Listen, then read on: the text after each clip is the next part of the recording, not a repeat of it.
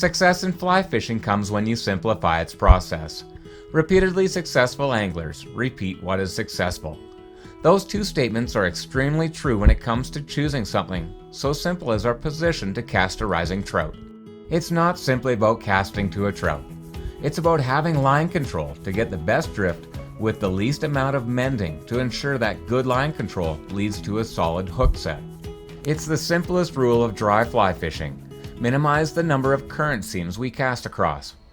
If you have opportunity to do so, eliminate any seams and varying currents between you and the rising trout. It's usually laziness not to move our feet to the best position to cast to a trout. Sure, reach casts and up or downstream mends can be used, but if you're relying on those in place of fishing from your best position by eliminating the need to mend in the first place, you've missed the point. The fewer things we have to do once our fly lays out to the riser, the more likely we'll get a firm hook set. In this example, I'm standing on the wrong side of the seam. If you watch my body, yes, I'm able to cast with a reach mend, do a quick mending of the line soon after, but I know that there is a micro drag in my line and my size 16 and 18 mayfly spinners simply aren't drifting as naturally as possible.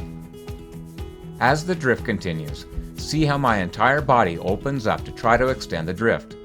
It's all of these motions that cause me to repeatedly miss takes from this pot of rising rainbows.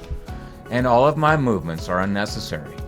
All that motion and the combination of micro drag of the small flies with small hook gaps means a solid hookup is unlikely.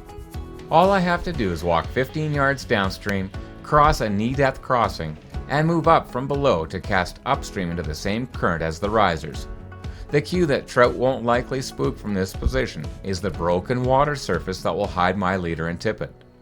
The result in this position change? Well, I immediately eliminate the need for a reach cast, eliminate the need for any line mending.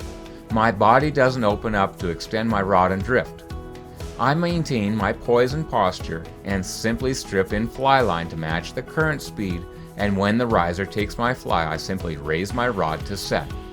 The fewer seams equal a fraction of the actions we take, which equals control, poise, and proper posture, which leads to far higher success.